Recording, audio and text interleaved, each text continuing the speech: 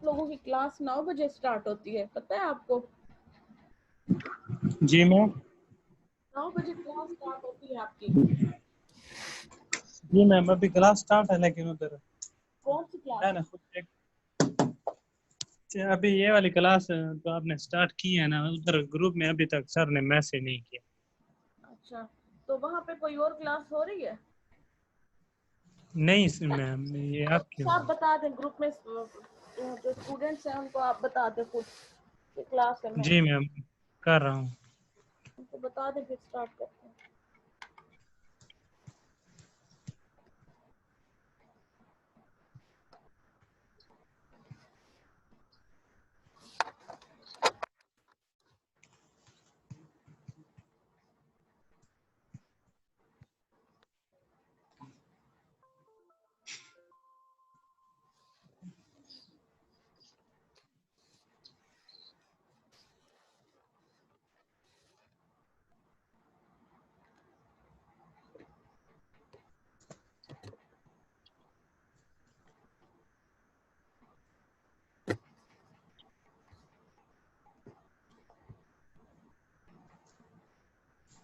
Ma'am thank you, हमारी अभी anatomy की क्लास होती है, आज नहीं है। कैसी हो रही है क्लास? जी मैम। क्लास कैसी जा रही है? कल थी मैम, सर बहुत अच्छे हैं, जबरदस्त पढ़ाते हैं। बहुत कल अच्छे थोड़ा पढ़ाते हैं। वो पहले भी जी पढ़ाते मैम। स्टूडेंट्स को, वो पहले भी पढ़ाते थे, वो बहुत अच्छा पढ़ाते हैं। जी मैम बहुत बड़ा नाइस है। और कल आज उसने मैसेज किया कि नहीं होगी, कल होगी इंशाल्लाह। फिर इंशाल्लाह बस कोर्स कवर हो जाए, वो मुश्किल बहुत ज़्यादा है। उनका जितना जितना वो पढ़ाएं आपने साथ साथ उनको फॉलो करना है, ठीक है? वो जी मैम। क्लासेस बहुत अच्छी लेते हैं। अच्छा। जी हाँ बिल्कुल। अच्छा, अभी जो है पिछला रिवाइज कर लेते हैं, तब तक और स्टूडेंट सबको बता दिया ना आपने? जी मैंने बता दी मैम, रिवाइज करें, कल मेरा नेट का मसला था, मैं नहीं है बोले। ठीक है, मैं रिवाइज कर देती हूँ। जी ma'am thank you. Mic mute कर दे।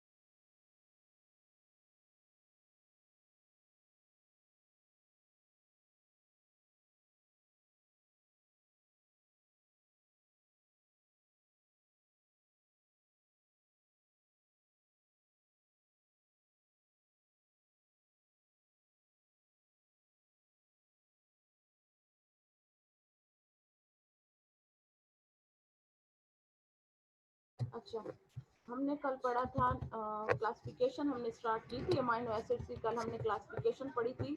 उसमें जो है हमारे पास जो कंपाउंड थे, amino acid, essential amino acid, non essential amino acids, ठीक है, स्टैंडर्ड और नॉन स्टैंडर्ड अमाइनो एसिड्स के बारे में स्टडी किया था। तो ये हमारे पास ये क्लासिफिकेशन चार्ट है, ठीक है। तो क्लासिफिकेशन क्या थी? अमाइनो एसिड की पढ़ी, मैंने आपको बताया। On the basis of chain जो है हम उनको, on the basis of structure हम डिवाइड करते हैं उनको एलिम्फेटिक अमाइनो एसिड्स और एरोमेटिक अमाइनो एसिड्स के अंदर। तो स्ट्रेट चेन अमाइनो एसिड्स जो होते हैं वो एलिम्फेटिक अमाइनो एसिड्स कहलाते हैं, और जो साइकिल फॉर्म में होंगे या रिंग फॉर्म में होंगे उन्हें एरोमेटिक अमाइनो एसिड्स कहा जाता है। फिर हमने वो कंपाउंड पढ़े जो कि पोलर थे लेकिन अनचार्ज फॉर्म में थे, उनको हम पोलर अनचार्ज अमाइनो एसिड्स कहते हैं। दूसरे हमारे पास थे पोलर चार्ज अमाइनो एसिड्स।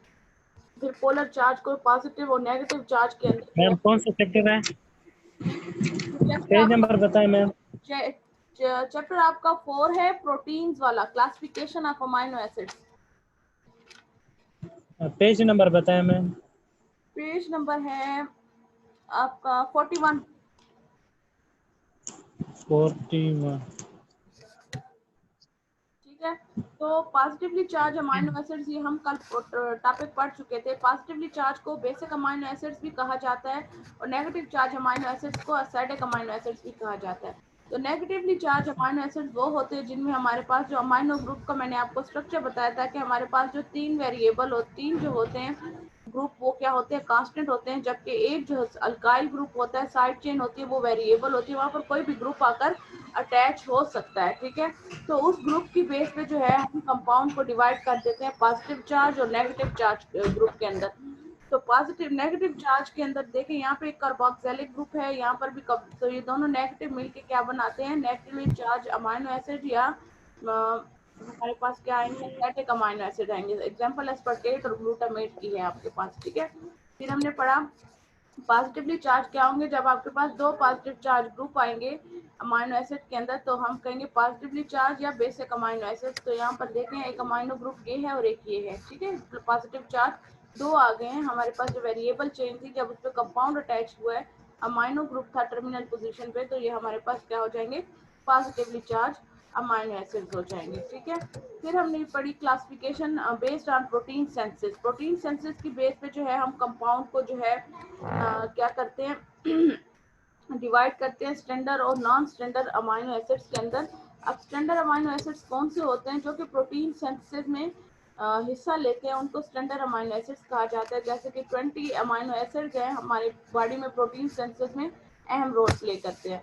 और नॉन स्टैंडर्ड अमाइनो एसिड्स वो होते हैं जो कि आपकी बॉडी में प्रोटीन सिंथेसिस में तो हिस्सा नहीं लेते, लेकिन आपके बॉडी के दूसरे अहम जो है इम्पोर्टेंट काम जो है वो परफॉर्म करते हैं। जैसे कि ऑर्निथीन है, ये जो है आपकी बॉडी से यूरिया की एक्सक्रीशन में, सिट्रोलिन और ऑर्निथीन दोनों यूरिया की एक्सक्रीशन में हेल्प करता है। ये क्या करता है कि हाईली टॉक्सिक जो अमोनिया होता है, जो हमारी बॉडी के लिए नुकसानदेह होता है, उसको यूरिया में कन्वर्ट करता है, जो कि नॉन हार्मफुल है। ठीक है, इतना इतना नुकसानदेह नहीं होता जितना ये, फिर आपकी बॉडी से उसको बाहर की तरफ एक्सपेल कर देता है, एक्सक्रीट कर देता है।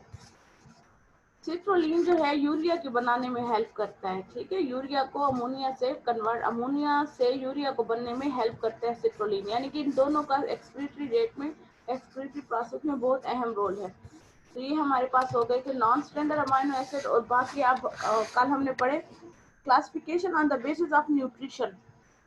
ठीक है, न्यूट्रिशन की बेस पे फिर हमने अमाइनो एसिड्स को क्लासिफाई कर दिया 3 के अंदर, essential amino acids, non-essential amino acids and semi-essential amino acids. Essential amino acids वो थे जो कि आपकी बॉडी के अंदर सिंथेसाइज नहीं होते, आपको डाइट के थ्रू, आपको खुराक के थ्रू लेने पड़ते हैं, तो उनको एसेंशियल अमाइनो एसिड्स कहते हैं। नॉन एसेंशियल वो होंगे जो कि आपकी बॉडी के अंदर प्रेजेंट नहीं है, सॉरी, जो आपको डाइट के थ्रू नहीं लेने, जो आपकी बॉडी के अंदर ही बन जाते हैं, तो उनको हम नॉन एसेंशियल कहते हैं। ठीक है, सेमी एसेंशियल क्या होंगे, बॉडी के अंदर बन तो रहे हैं लेकिन इतनी सफिशिएंट मिकदार में नहीं है कि आपकी बॉडी की रिक्वायरमेंट को पूरा कर सकें, तो उनको हम कहते हैं सेमी एसेंशियल अमाइनो एसिड्स। ठीक है, ये थी हमारे पास क्लासिफिकेशन अमाइनो एसिड्स की।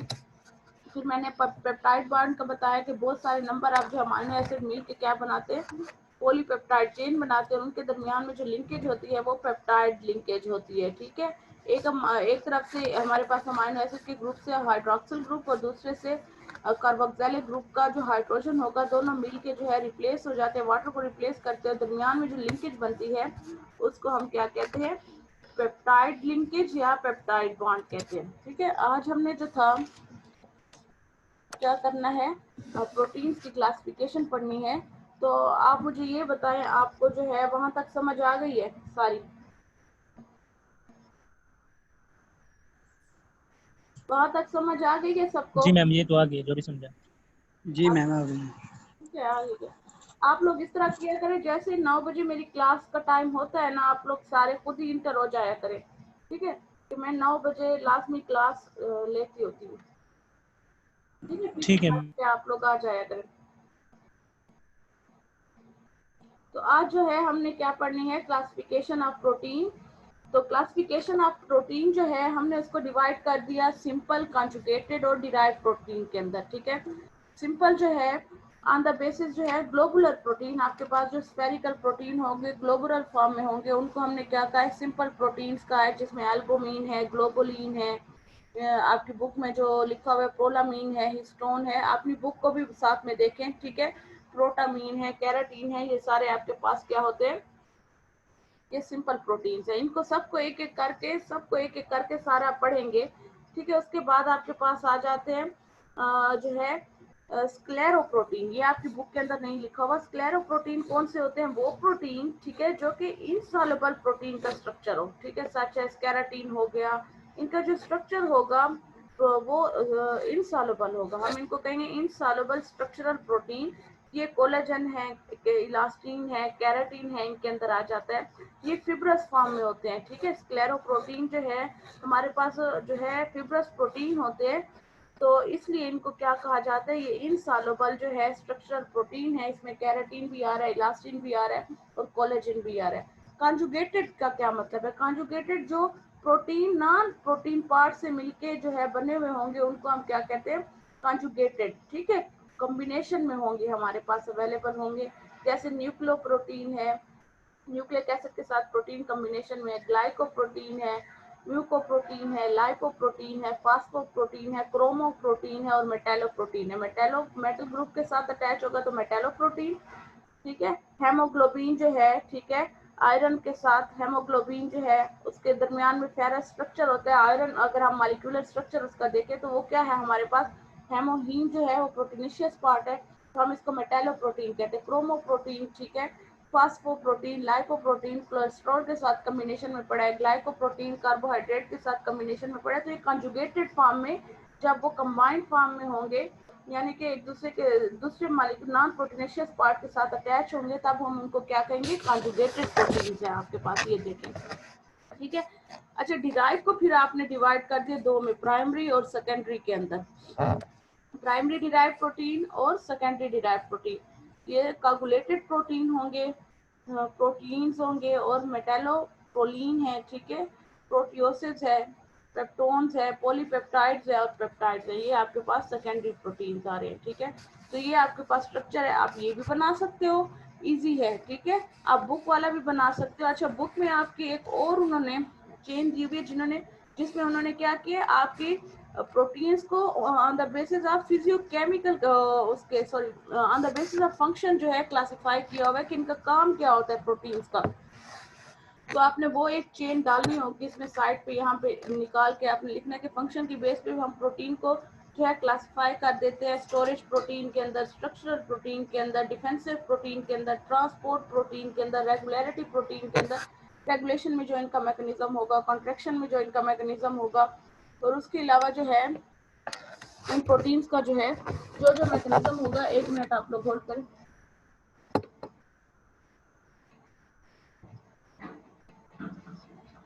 ठीक है, तो ये आपके पास क्या आ जाता है? प्रोटीन की क्लासिफिकेशन आ जाती है कि हम फंक्शन की बेस पे भी इनको डिवाइड कर देते हैं। कैटालिटिक प्रोटीन है जो कैटालिटिक एक्टिविटी में हेल्प करे, जिनका एंजाइमेटिक रोल है, तो उनकी बेस पे डिवाइड कर देंगे, ठीक है। और अगर आप ये क्लासिफिकेशन लिखे भी ठीक है। अच्छा, अब क्लासिफिकेशन की तरफ आते हैं कि हमने जो है अब एक एक को डिफाइन करेंगे, इन सब पॉइंट्स को एक एक करके जो है डिफाइन करेंगे। तो पहले हम आ जाते हैं फिजिको-केमिकल क्लासिफिकेशन, ठीक है। आपकी बुक के अंदर जो फिजिको-केमिकल क्लासिफिकेशन की गई है उसमें उन्होंने डिवाइड कर दिया है आपके प्रोटीन को सिंपल प्रोटीन के अंदर, ठीक है, कॉन्जुगेटेड प्रोटीन के अंदर और डिराइव प्रोटीन के अंदर, ठीक है। फिजिको-केमिकल क्लासिफिकेशन के अंदर आपके प्रोटीन को 3 टाइप के अंदर डिवाइड कर दिया है। यहाँ पर हमने क्या किया है? हमने जो है डायरेक्ट प्रोटीन को डिवाइड किया। तो आप प्रोटीन को पहले फिजिको-केमिकल के अंदर, फिर फिजिको-केमिकल से इन 3 को भी डिराइव कर सकते हो, ठीक है। तो फिजिको-केमिकल क्लासिफिकेशन में पहले आपके पास क्या है? Simple proteins. अब सिंपल प्रोटीन्स क्या होते हैं? सिंपल प्रोटीन जो होते हैं इनके अंदर सिर्फ अमाइनो एसिड होगा, ठीक है, और कोई नॉन प्रोटीन पार्ट इनके साथ अटैच नहीं होता। सिर्फ प्रोटीन होगा, नॉन प्रोटीन पार्ट नहीं होगा, ना कंपोनेंट इनके अंदर पाया जाएगा। हम जब इनको हाइड्रोलाइज करेंगे तो सिर्फ हमारे पास अमाइनो एसिड आएगा और कोई अदर मेजर ऑर्गेनिक और ऑर्गेनिक जो है प्रोडक्ट जो है हमें अचीव नहीं होगा। अगर हम इनको तोड़ेंगे केमिकल रिएक्शन के थ्रू तो हमें जो कंपाउंड मिलेगा वो सिर्फ अमाइनो एसिड मिलेगा और कोई कंपाउंड इनसे अचीव नहीं होगा, क्योंकि इनके अंदर नॉन प्रोटीनेशियस कंपोनेंट होता ही नहीं है। तो ऐसे कंपाउंड को हम क्या कहते हैं? सिंपल प्रोटीन कहते हैं, ठीक है। तो सिंपल प्रोटीन में फर्स्ट वन जो आपके पास आ रहा है वो है एल्बुमिन। एल्बुमिन अब क्या है? ये जो है आपके लीवर के अंदर सिंथेसाइज होते हैं, आपके लीवर के अंदर बनते हैं, ठीक है, ये सिंपल प्रोटीन होते हैं और ये वाटर सॉल्युबल होते हैं। ठीक है, ये अब इसकी प्रॉपर्टीज हैं। पाया कहाँ पे जाता है, इसकी जो है लोकेशन क्या है, ये लीवर के अंदर मौजूद होता है, सिंथेसाइज लीवर के अंदर होता है और आपका जो है वाटर सॉल्युबल प्रोटीन है। अब ये जो है सिंपल प्रोटीन जो है जितने भी हैं ये हीट से कोगुलेट हो जाते हैं, जम जाते हैं, हीट की वजह से जो है ये क्या हो जाते हैं, जम जाते हैं, कंडेंस हो जाते हैं। तो हमारे पास एग्जाम्पल जो है एल्बुमिन की आ रही है, वो आपके पास एग एल्बुमिन है और सीरम एल्बुमिन है। ठीक है, अगर एग एल्बुमिन को आप देखें, ठीक है, व्हाइट पार्ट जो होता है वो एल्बुमिन से मिलकर बना हुआ होता है। तो एग एल्बुमिन, ठीक है, एल्बुमिन, एल्बुमिन, ठीक है, ये हमारे पास एल्बुमिन की एग्जांपल्स हैं। दूसरे पे आ जाते हैं ग्लोबुलिन। ग्लोबुलिन अब क्या है कि ये प्रोटीन जो है, ठीक है, ये सीरम के अंदर प्रेजेंट होते हैं, सीरम के अंदर जो है प्रेजेंट होंगे, मसल के अंदर प्रेजेंट होते हैं और टिश्यूज के अंदर भी पाए जाते हैं। ठीक हो गया। अब ये लीवर के अंदर बन रहे हैं और स्प्लीन के अंदर बन रहे हैं। ग्लोबुलिन की बात हो रही है, बन कहाँ पे रहे, लीवर के अंदर और स्प्लीन के अंदर। ये हाईलाइट करते जाए आप, शाबाश। ग्लोबुलिन कहाँ पे बनते हैं, लीवर और स्प्लीन के अंदर बनते हैं। और ये जो है सॉल्युबल प्रोटीन है, ये डाइल्यूट सोल्यूशन के साथ, ठीक है, these simple protein are soluble in dilute salt solution। solute salt solution हमारे पास होगा dilute सा, उसके अंदर dilute वो solution होता है जिसमें मिकदार solute की कम होगी, solvent की ज्यादा होगी। ठीक है, उसको हम diluted solutions कहते हैं। या आपके जो कंपाउंड है उसकी मिकदार कम होगी और सोल्यूशन में वाटर की मिकदार, सॉल्वेंट की मिकदार ज्यादा होगी, उसको डाइल्यूटेड सॉल्यूशन कहा जाता है। बट रेडिली इन वाटर, लेकिन जैसे ही आप इसको वाटर के अंदर डालते हो तो ये फौरन से क्या हो जाते हैं, डिजॉल्व हो जाते हैं। तो ये हमारे पास जो है ग्लोबुलिन्स है। ग्लोबुलिन जो है ये कहाँ पे पाए जाते हैं, लीवर, ठीक है, लीवर और अपने माइक शाबाश बंद कर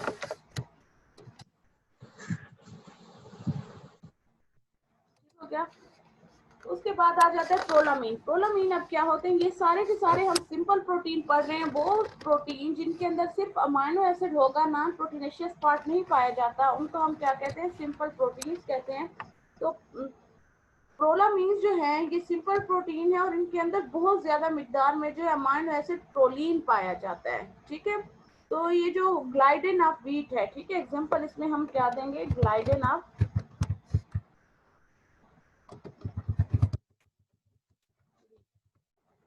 ठीक है।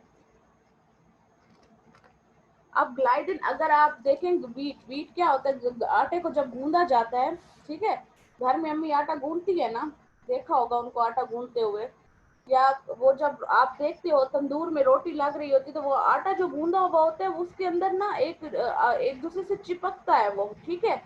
अगर आप आटे को गूंद के रख देना तो उसके बाद थोड़ी देर के बाद ऐसी स्ट्रेंथ आ जाती है कि वो एक दूसरे से जो है उसके पार्टिकल चिपकने लग जाते हैं, होता है ना इस तरह।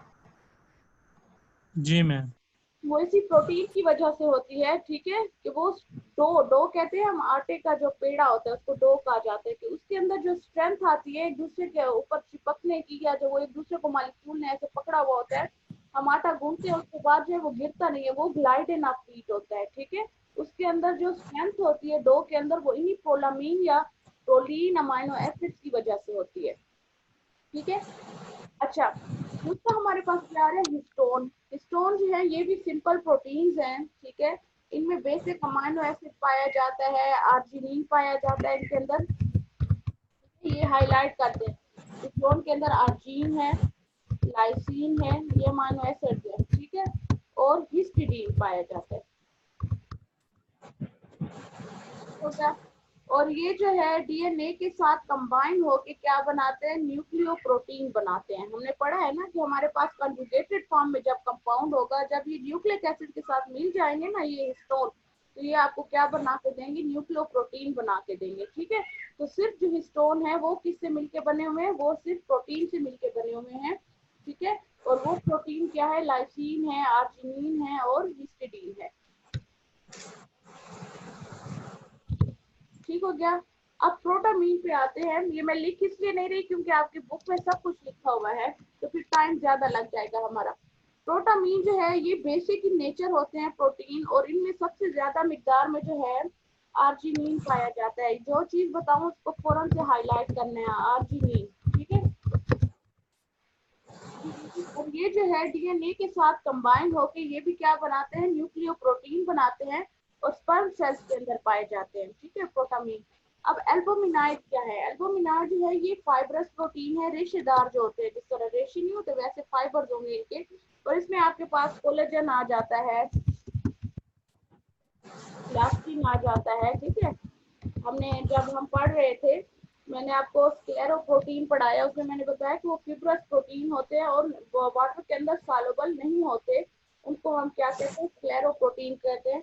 तो उसमें भी यही एग्जांपल होंगी, केराटिन की, कोलाजन की और इलास्टिन की। तो ये हमारे पास फिजिको केमिकल क्लासिफिकेशन है आपकी सिंपल प्रोटीन की, कुछ हद तक हमने कर ली है, ठीक है, बल्कि हो ही गई है। तो ये हमारे पास क्या है, सिंपल प्रोटीन है, जिसको हमने क्या किया है, फिजिको केमिकल क्लासिफिकेशन की बेस पे डिवाइड कर दिए है सिंपल के अंदर। फिर आगे हम पढ़ेंगे कंजुगेटेड प्रोटीन जो कॉम्बिनेशन में पाए जाते हैं। तो सिंपल जो है हमारे पास 6 टाइप्स है, एल्बुमिन है, ग्लोबुलिन है, प्रोलामीन है, हिस्टोन है, प्रोटामीन है और एल्बुमिनाइड है। तो क्लासिफिकेशन ऑफ प्रोटीन जो है आपके पेपर के अंदर आता है, बहुत इंपॉर्टेंट क्वेश्चन है, इसको आप ऊपर लिख भी लें और याद भी करें पेपर पॉइंट ऑफ व्यू से, ये छोड़ना नहीं है आपने, ठीक है। नेक्स्ट स्लाइड पे क्या है, अच्छा नेक्स्ट स्लाइड बना लेते हैं, मैंने आपकी यहाँ तक ही बनाई थी। तो दूसरी टाइप हम पढ़ लेते हैं कंजुगेटेड प्रोटीन, ठीक है। कंजुगेटेड प्रोटीन भी उसी क्लासिफिकेशन के अंदर आ रहे हैं। तो कंजुगेटेड प्रोटीन क्या होंगे, वो प्रोटीन, ठीक है, जो कि दूसरे के साथ कंजुगेशन में पड़े हुए हैं, लिंक फॉर्म में पड़े हुए हैं, यानी कि एक आपके पास प्रोटीनेशियस पार्ट होगा, दूसरा जो है नॉन प्रोटीनेशियस पार्ट होगा। ऐसे प्रोटीन को हम क्या कहते हैं, कंजुगेटेड प्रोटीन, ठीक है। तो ये हमारे पास आ गए कंजुगेटेड प्रोटीन्स। तो पहली हमारे पास टाइप आ जाती है कंजुगेटेड की। हम पहले डेफिनेशन देख लेते हैं कि ऑन हाइड्रोलिसिस जब इन कंपाउंड को तोड़ा जाता है, जो कंजुगेटेड प्रोटीन्स होते हैं, जब हम इनको तोड़ते हैं तो हमें अमाइनो एसिड मिलता है और साथ में कोई ऑर्गेनिक और इनऑर्गेनिक कंपोनेंट भी रिलीज होता है। जबकि हमने सिंपल में कहा है कि सिर्फ अमाइनो एसिड मिलेगा, कोई ऑर्गेनिक और इनऑर्गेनिक कंपाउंड नहीं होता। तो हमारे पास जो है, इसको लिख लेते हैं on hydrolysis these proteins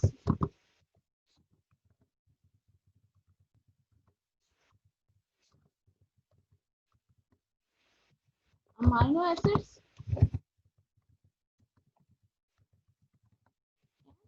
other organic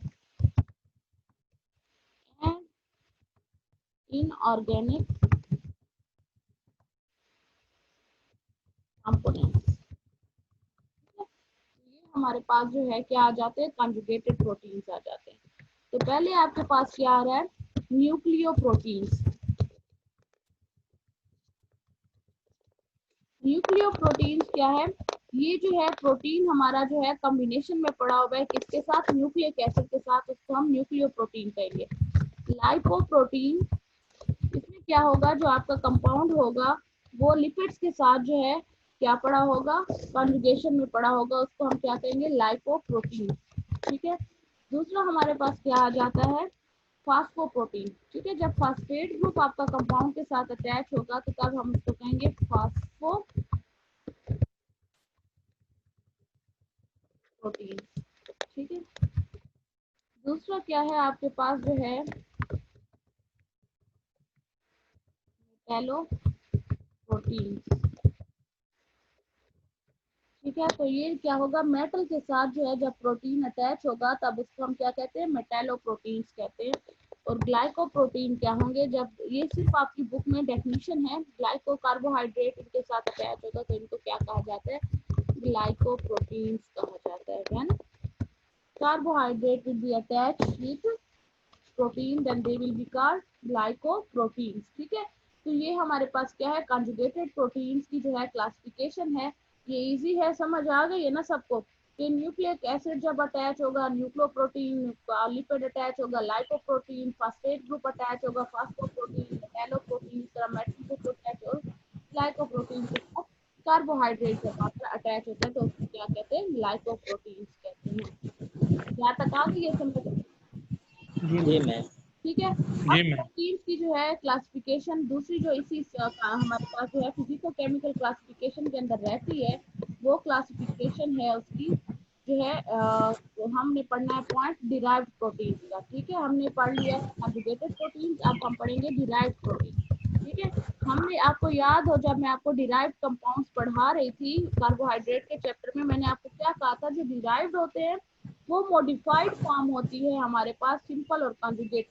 ठीक है, मॉडिफिकेशन जब उनके अंदर हो जाती है तो हमारे पास क्या बन जाते हैं, डिराइव्ड प्रोटीन बन जाते हैं। ठीक है, जिन्होंने क्लासेस ली थी उनको याद होगा। तो डिराइव्ड क्या होते हैं, these are the protein which are derived from simple and conjugated protein. Modification हो जाती है सिंपल, एडवांस फॉर्म में कन्वर्ट हो जाते हैं। जब आप इस तरह भी कह सकते हो सिंपल और आपके पास कंपाउंड प्रोटीन चेंज करेंगे।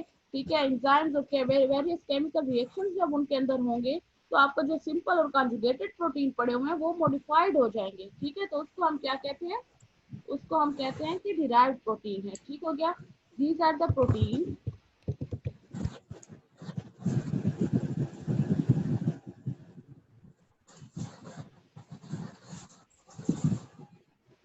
these are the proteins which are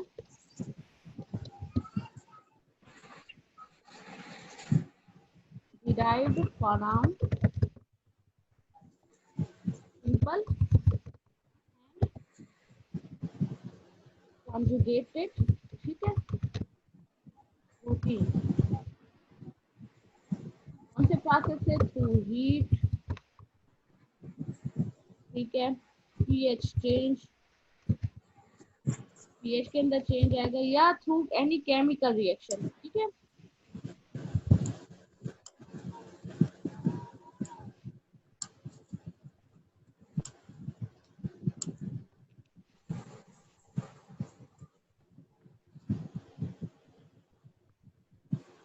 हो गया, तो वो कन्वर्ट हो जाते हैं किसमें, डिराइव्ड प्रोटीन्स के अंदर।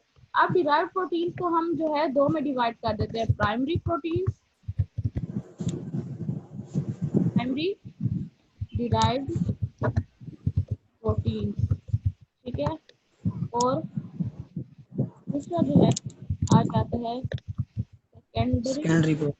ठीक है, डिराइव्ड प्रोटीन। ये हमारे पास दो टाइप्स आ जाती है। अब प्राइमरी क्या है, प्राइमरी डिराइव्ड जो प्रोटीन्स हैं, अब ये जो है जैसे ये डीनेचर हो जाते हैं, यानी कि इनका स्ट्रक्चर जो है डैमेज हो जाता है, ये डीनेचर हो जाते हैं। अब डीनेचर क्या जो क्या है, इसकी डेफिनेशन देखिए, denaturation is the process in which all the bonds present in the protein will break down. ठीक है, आपके जो प्राइमरी कंपाउंड है उनके अंदर क्या खसूसियात है कि ये डीनेचर हो जाते हैं। फौरन से डीनेचर क्या होते हैं कि इनके जो सारे बॉन्ड है प्रोटीन के अंदर वो सारे के सारे बॉन्ड टूट जाते हैं। ठीक है, और ये बॉन्ड कब टूटेंगे, ये बॉन्ड उस टाइम टूटते हैं जब जो है आपकी कंपाउंड जो है उसके अंदर पीएच के अंदर चेंज आता है, या हम जो है कंपाउंड को हीट करते हैं, किसी भी केमिकल या कोई भी केमिकल फैक्टर, एसिड है, बेस है, या डिटर्जेंट जो है यूज करते हैं, तो आपका जो ये कंपाउंड है ये फौरन से जो है डिजॉल्व हो जाता है। इसके सारे के सारे जो है क्या होते हैं, बॉन्ड टूट जाते हैं, तो उनको हम क्या कहते हैं, प्राइमरी डिराइव्ड प्रोटीन्स कहते हैं।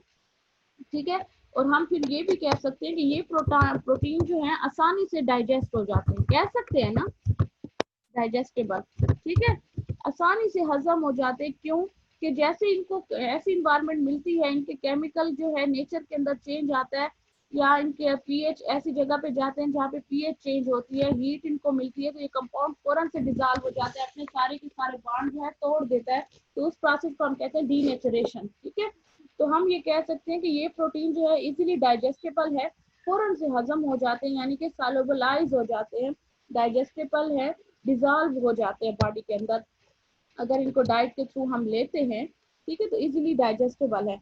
अब सेकेंडरी प्रोटीन्स क्या होंगे, वो प्रोटीन जो है these are obtained by the hydrolysis of conjugated protein। अच्छा, जो सेकेंडरी प्रोटीन हमें मिलते हैं ये क्या है, हम जो है इनको लेते हैं,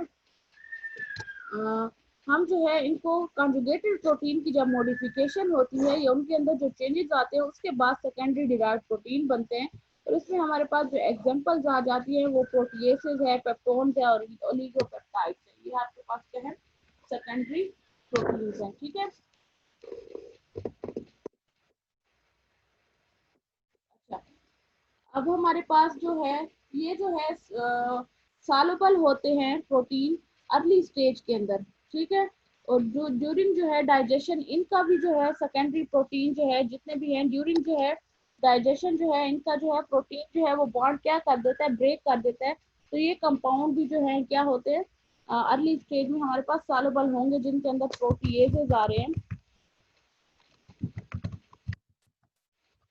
पेप्टोन्स आ रहे हैं, ठीक है, और ओलिगोपेप्टाइड्स, ठीक है। तो ये आपके पास आ गए डिराइव्ड प्रोटीन। यहाँ तक आपको समझ आ गई ये सारी, इनमें कोई मसला तो नहीं है, जी नहीं। आसान है, ठीक है, क्लासिफिकेशन बहुत इजी है। पेपर पॉइंट ऑफ व्यू आपने लाजमी जो है इसको याद रखना है, ठीक हो गया। ये हमारे पास आ गई डिराइव्ड प्रोटीन की क्लासिफिकेशन। कंजुगेटेड की हमने पढ़ ली, कंजुगेटेड प्रोटीन की, सिंपल प्रोटीन, ठीक है। यहाँ पे हम देखें तो हम प्रोटीन को डिवाइड कर देते हैं सिंपल, कंजुगेटेड, डिराइव्ड। सिंपल में हमने ग्लोबुरल, एल्बुमिन, प्रोलामिन, हिस्टिडीन, प्रोटामिन ये सारे पढ़ लिए, ठीक है। कंजुगेटेड में हमने न्यूक्लियोप्रोटीन, मेटालोप्रोटीन, लाइपोप्रोटीन, फास्फोप्रोटीन, क्रोमोप्रोटीन, ठीक है, ये भी हमने पढ़ लिए। डिराइव्ड के अंदर मैंने आपको बताया कि हमारे पास जो है प्राइमरी आते हैं और सेकेंडरी आते हैं। प्राइमरी वो जो डी नेचर हो जाते हैं अगर हीट उनके अंदर चेंज हो जाती है या किसी भी केमिकल रिएक्शन से, और ये जो फॉरन है डाइजेस्टेबल है। तो इसमें एग्जांपल आपके पास कोगुलेटेड प्रोटीन की आती है, प्रोटीन्स की आती है, और मेटा प्रोटीन्स की आती है, ठीक है। और सेकेंडरी के अंदर आपके पास प्रोटीएजेस आ जाते हैं, पेप्टोन्स आ जाते हैं, पॉलीपेप्टाइड्स और पेप्टाइड्स आ जाते हैं, सारे ये हमारे पास सेकेंडरी प्रोटीन है। अब हमने पढ़ना है on the basis of function जो है क्लासिफिकेशन स्टडी करनी है प्रोटीन्स की। जो यहाँ पे जो है मैंने आपको कहा चार्ट में जो है नहीं लिखा हुआ, आपने एक यहाँ से जो है एक लाइन निकाल के फंक्शनल प्रोटीन का भी लिख लेना है, जो कि आपके बुक के अंदर एडेड है, ठीक है। आपकी बुक, अगर आप बुक वाली क्लासिफिकेशन करेंगे तो बुक के अंदर वो चीज स्केच के अंदर बनी हुई है। तो अब जो है फंक्शनल प्रोटीन्स की बात करते हैं, तो on the basis of function हमने प्रोटीन को भी क्लासिफाई कर दिया डिफरेंट ग्रुप्स के अंदर। तो इसको हमने कहा फंक्शनल क्लासिफिकेशन, ठीक है। फंक्शनल क्लासिफिकेशन में हम इसको सिर्फ क्लासिफाई करेंगे अपने कंपाउंड को on the basis of its function कि ये क्या रोल हमारी बॉडी के अंदर प्ले करते हैं। तो पहले जो है कैटालिटिक प्रोटीन की बात करते हैं। कैटालिटिक प्रोटीन क्या होते हैं? हमने पूरा एंजाइम्स का चैप्टर पढ़ा है, अगर आपको याद हो, याद है किसी को?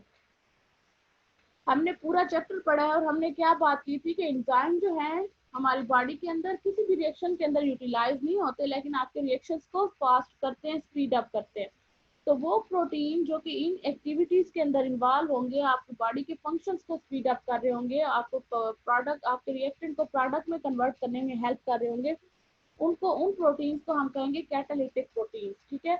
और मैंने आपको ये भी बताया था कि आपके एंजाइम जो है अप टू 90% जो है वो प्रोटीन से मिलके बने हुए हैं। आपको याद है ये चीज, बात याद है?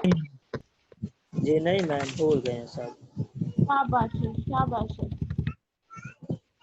पिछले चैप्टर पे जारी पढ़ेंगे नहीं तो भूलेंगे आप लोग। देखिए ये मैं अपने पीछे जा रही हूँ, आपको दिखाती हूँ। मैंने ये चीज आपको पढ़ाई थी जब हम एंजाइम्स का चैप्टर स्टडी कर रहे थे।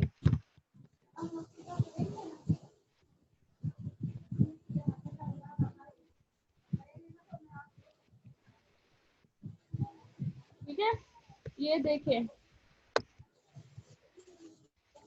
याद है आप लोग को? याद नहीं, कमाल है। हाँ, दिख रहा है अब? About ji ma'am. 90 to 95% जो है आपके एंजाइम्स वो प्रोटीन से मिलके बने हुए हैं। तो फिर हम कह सकते हैं कि हमारे प्रोटीन्स जो हैं वो कैटालिटिक प्रोटीन्स भी होते हैं कि जो रिएक्शंस को स्पीड अप करते हैं, कह सकते हैं ना, ठीक जी है। मैम। तो ये क्या है, इसमें एग्जांपल्स आपकी किसी की आ जाती है, आपके पास एंजाइम्स की आ जाती है। तो ये जो है आपके बॉडी के अंदर रिएक्शन को भी स्पीड अप करने में हेल्प करते हैं। तो एग्जांपल आपके पास किसकी आ गई? इंजाइम। की आ गई, ठीक हो गया। दूसरा हमारे पास जी। जो है रेगुलेटरी प्रोटीन, रेगुलेटरी प्रोटीन, ठीक है। रेगुलेटरी प्रोटीन, माइक शायद से बंद करते हैं, माइक का खुला हुआ है, अनिल बंद करते हैं, ठीक है। अच्छा, रेगुलेटरी प्रोटीन कौन से होते हैं? आपके बॉडी के मेटाबॉलिज्म को जो रेगुलेट करें प्रोटीन, ठीक है, आपके बॉडी के मेटाबॉलिज्म को जो रेगुलेट करते हैं या इन्हांस करते हैं, उसको हम जो है रेगुलेटरी प्रोटीन्स कहते हैं। जैसे कि हार्मोन्स हैं कुछ, ठीक है, जैसे इंसुलिन है, ग्लूकागॉन है और ग्रोथ हार्मोन है, आपकी बॉडी के मेटाबॉलिज्म में बहुत अहम रोल प्ले करते हैं, इसलिए इनको रेगुलेटरी प्रोटीन्स कहा जाता है। ठीक है, आपकी बॉडी के अंदर जो हार्मोन जो है मेटाबॉलिज्म के जो है रेगुलेट करने में हेल्प करते हैं, उनको रेगुलेटरी प्रोटीन्स कहा जाता है। इंसुलिन और ग्लूकागॉन का काम क्या है कि आपकी बॉडी के अंदर ब्लड ग्लूकोज लेवल को भी क्या करते हैं, बैलेंस करते हैं, मेंटेन करते हैं। उसके अलावा आपके बेसल मेटाबॉलिज्म के अंदर भी बहुत अहम रोल है इनका, ग्रोथ हार्मोन्स का भी। तो रेगुलेटरी प्रोटीन्स वो होंगे जो कि आपके बॉडी के बेसल मेटाबॉलिज्म को क्या करेंगे, मेंटेन करेंगे, उनको रेगुलेटरी प्रोटीन्स कहा जाता है। एग्जाम्पल आपके पास हार्मोन्स की आ जाती है, ठीक है।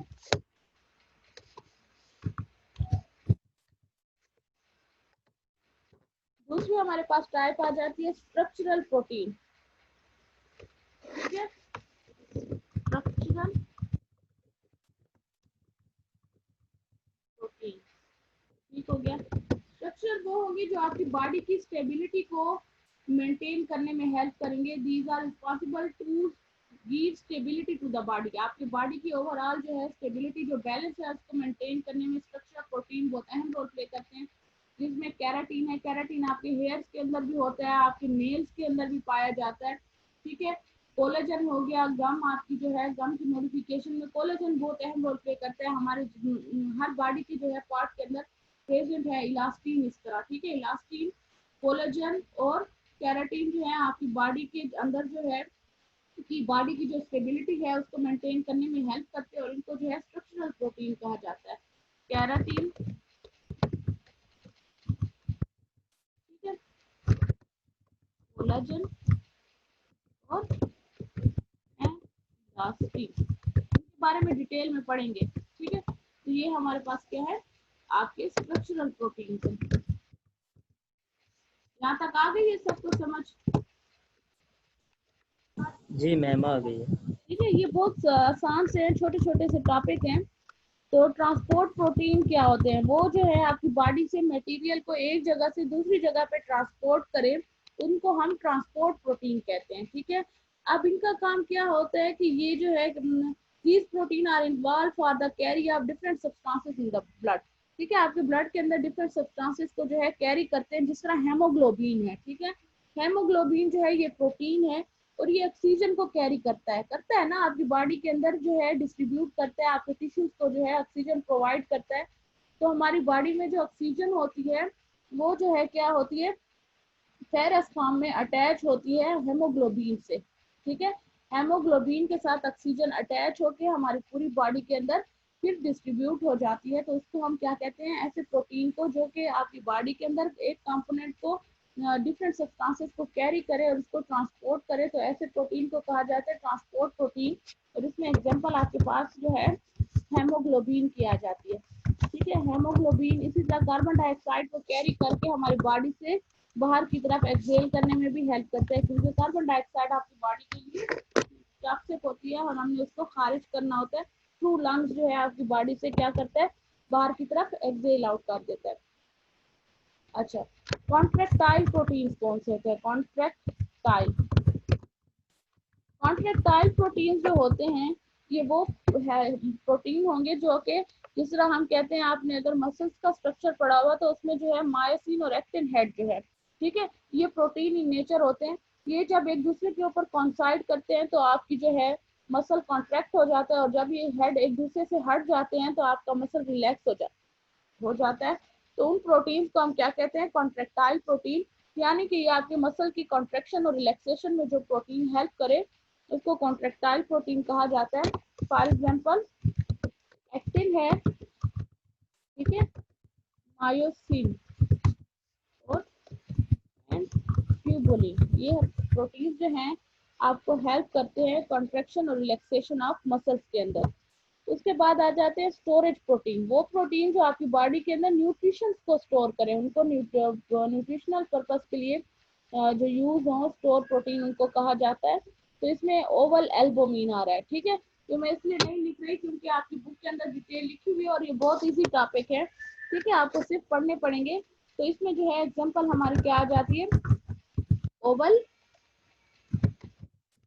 जिस स्पीड से हम जा रहे हैं ना, आपका बायोकेमिस्ट्री खत्म हो जाएगी, ठीक है। तो ये आपके पास कौन सी है एग्जांपल, हमने किसकी लिखी है, स्टोरेज प्रोटीन की लिखी है, ठीक है। आपकी बॉडी के अंदर न्यूट्रिशन जो है, न्यूट्रिशनल पर्पस के लिए जो प्रोटीन यूज हो उसको क्या कहा जाता है, स्टोरेज प्रोटीन कहा जाता है। और ये जो है ओवल एल्बुमिन, ठीक मैंने लिखे है ओवल बीन, ओवल, ठीक है। तो ये हमारे पास एग्जांपल आ गई स्टोरेज प्रोटीन की। दूसरे क्या है, रिस्पायरेटरी प्रोटीन्स हैं, वो प्रोटीन जो है रिस्पायरेटरी ऑक्सीडेटिव फास्फोराइलेशन में हेल्प करें आपको।